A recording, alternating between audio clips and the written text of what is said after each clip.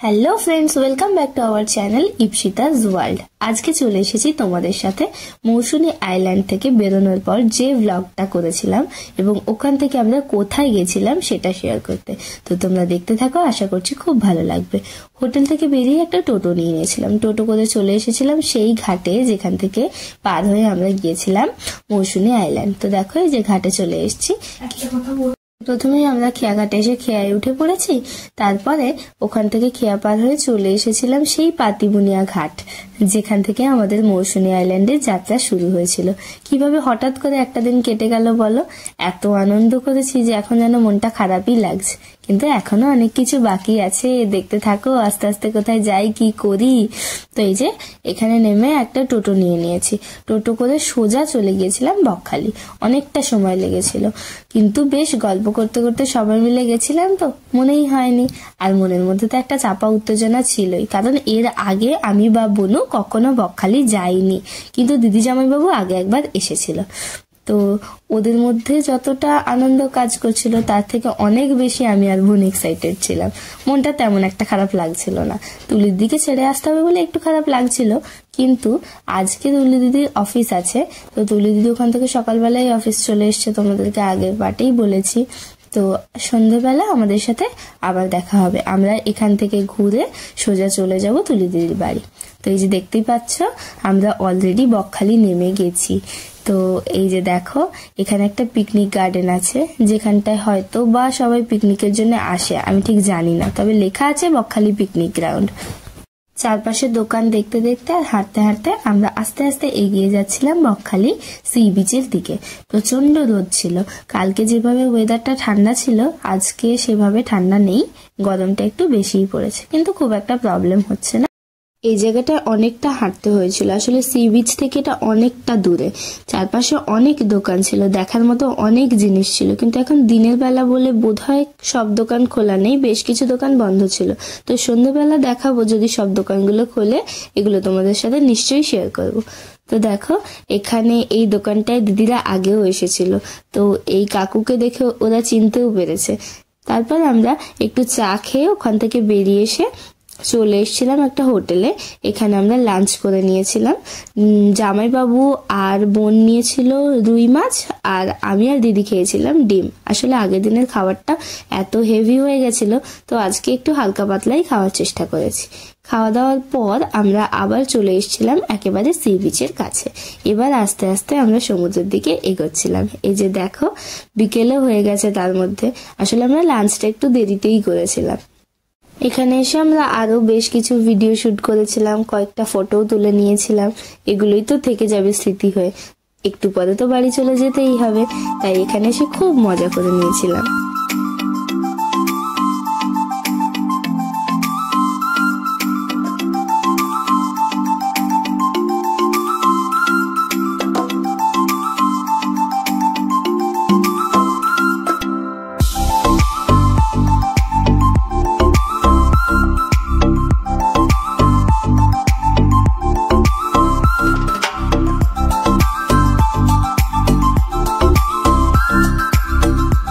ঘন্টা কি 40 মিনিট আমরা ওখানে সমুদ্রের মধ্যে ছিলাম। আসলে স্নানের কোনো রকম প্ল্যান ছিল না, এখানে একটু পা ভেজাবো, একটু ফটোশুট করব, কয়েকটা ভিডিও করব, এরকমই প্ল্যান ছিল। তারপর আমরা সবাই মিলে আস্তে আস্তে সি বিচের ওপরের দিকে উঠে আসছিলাম। সন্ধ্যেবেলা হতেই চারিদিকে এত দোকান বসেছিল, দেখতে খুব ভালো লাগছিল। আর একটা জিনিস খেয়াল করেছো কি তোমরা? দেখো প্রত্যেকটা আইসক্রিমের দোকানে এত সুন্দর লাইট দিয়ে সাজানো, দেখতে খুবই ভালো লাগছিল। আর চারিদিকে অলরেডি অনেক চেয়ার দিয়েছে, সন্ধ্যেবেলা বোধহয় সবাই এখানে এসে বসবে সেই জন্যই। আর দেখো সন্ধে হতে না হতে এখানে কত মাছের স্টল বসেছে। এই মাছগুলোর মধ্যে আমরা নিয়েছিলাম পমফ্রেট ফ্রাই, খুব ভালো খেতে ছিল। তো এই যে দেখো এখানে অনেক রকমই মাছ আছে, আমি ঠিক নাম করে বলতে পারবো না, কিন্তু দেখতে বড্ড বেশি ভালো লাগছিল, খেতেও খুব একটা খারাপ ছিল না। আসলে আমি খুব একটা মাছ পছন্দ করি না, তো আমার থেকেও বনু আর জামাইবাবু আর দিদি বেশি এনজয় করেই এটা খেয়েছিল। এই যে দেখো এখানে কেটে ওরা কি সুন্দরভাবে চাট মশলা, নুন আর কিছু জানি না কি ঠিক মশলা দিয়ে, কাসুন্দি আর টমেটো সস আর স্যালাড দিয়ে আমাদেরকে সাজিয়ে দিয়েছিল। খেতে বেশ ভালো ছিল। তো এখানে মাছ ভাজাটা খেয়ে নিয়ে আমরা সবাই একটু চা খেয়ে নিয়েছিলাম। চা খেয়ে নিয়ে দেখলাম অলরেডি সন্ধ্যা হয়ে গেছে আর চারদিকে সমস্ত দোকানগুলো খুলেও দিয়েছে। তো চলো এবার আমরা একটু কেনাকাটা করব, কেনাকাটা করে আমরা এবার যাব তুলি দিদির বাড়ি। তো দেখো কত দোকান চারিপাশে, বনুর জন্য আর আমাদের নিজেদের জন্য টুকটাক একটু জিনিস কিনেছিলাম আর দিদিরাও দিদিদের জন্য কিছু জিনিস কিনেছিল। তো দেখো এখন দোকানগুলো দেখাই তোমাদের সাথে, খুব সুন্দর সুন্দর জিনিস আছে, অনেক কিছু আছে, তোমরা দেখলেই বুঝতে পারবে। খুব বেশি দাম নয়, তবে কিছু জিনিসের দামটা একটু বেশি, তবে জিনিসপত্র কেনা যাবে, রিজনেবল প্রাইসই আছে। বনুর জন্য দুটো সফট টয়েস নিয়েছিলাম, প্রথমেই ব্রাউন কালারের সফট টয়েসটা নেবো বলেই ঠিক হয়েছিল, তারপরে ও আবার অন্য দোকান থেকে রেড কালারটা নিয়েছে। দেখো দুটো পেয়ে ও কত খুশি হয়েছে, এখন এগুলোকে বড্ড বেশি যত্ন করে রাখবে। তারপরে আরো কিছু জিনিসপত্র নিয়ে আমরা ওখান থেকে টোটো করে বেরিয়ে এসেছিলাম। অনেকটা রাস্তা আর সন্ধ্যের পরে খুবই ঠান্ডা পড়েছিল, তো আমরা সবাই মিলে টোটোতে উঠে চলে এসেছিলাম তুলি দিদির বাড়ি। রাস্তাটায় ফেরার সময় খুব মন খারাপ লাগছিল, আসলে এবার তো বুঝতে পারছি বাড়ি যাওয়ার পালা চলে এসেছে। তো এই যে দেখো এখন আমরা সেই ব্রিজটা পার করছি, যেটা অলরেডি মৌসুমী আইল্যান্ড যাওয়ার সময় তোমাদেরকে দেখিয়েছিলাম। এত মন খারাপ লাগছিল এই সময়টা, সত্যিই মনে হচ্ছিল যে আর যেতে ইচ্ছে করছে না, পারলে যেন এখানেই থেকে যাই, কিন্তু বাড়ি তো যেতেই হবে। আর এই যে দেখো এই মন্দিরটা নাকি এখানকার খুব জাগ্রত মন্দির, আমি সেরকম ভাবে তোমাদেরকে দেখাতে পারলাম না। তারপর আমরা তুলি দিদির বাড়ি চলে এসেছিলাম। দেখো তুলি দিদি আমাদেরকে নিতে নিচে চলে এসেছিল, ও আমাদেরকে নিয়ে ওই ঘরে গেল। দেখো ও কোথায় থাকে সেটা তোমাদেরকে এখন দেখাই। এটাও ভাড়াই থাকে, কিন্তু ঘরটা খুব সুন্দর করে সাজিয়েছে ও। এই যে দেখো এটা তুলি দিদির ঘর।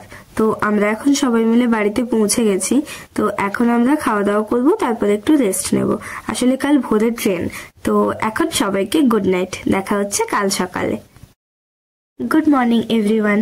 রাতের অর্ধেকটা গল্প করে একটুখানি ঘুমিয়ে আর ভোর 3:30টার সময় ঘুম থেকে উঠে রেডি হয়ে এখন আমরা বেরিয়ে পড়েছি বাড়ি ফিরবো বলে। আমাদের 4:09 ট্রেন। তো স্টেশনের একদম পাশেই তুলি দিদির বাড়ি, তাই বাড়ি থেকে বেরিয়ে হাঁটতে হাঁটতেই আমরা প্ল্যাটফর্মে চলে এসেছিলাম। এসে দেখলাম ট্রেন অলরেডি দিয়ে দিয়েছে, তো আমরা ট্রেনে উঠে যে যার মতো সিট নিয়ে বসে পড়েছিলাম। ট্রেন একদম ফাঁকাই ছিল, কোনো রকম সিট পেতে প্রবলেম হয়নি। আর বনু দেখো জামাইবাবুর ঘাড়ে মাথা দিয়ে ঘুমানোর জন্য একদম রেডি হয়ে গেছে। আর ট্রেনও আমাদের ছেড়ে দিয়েছে। খুব মন খারাপ লাগছিল ফেরার সময়টা। সোনারপুরে নেমে আমরা একটু চায়ের দোকানে চলে গেছিলাম চা খেতে, বলতে মনটা আর একদম ভাল লাগছে না। তো এখানেই ব্লগটা শেষ করছি। আশা করছি ভিডিওটা তোমাদের খুব খুব ভালো লাগবে। ভিডিওটা ভালো লাগলে এরম ভাবেই পাশে থেকে like, comment, share and subscribe করে দিও। আর আমার আরো ভিডিওর আপডেট পেতে বেল আইকনটা একটু টুম করে বাজিয়ে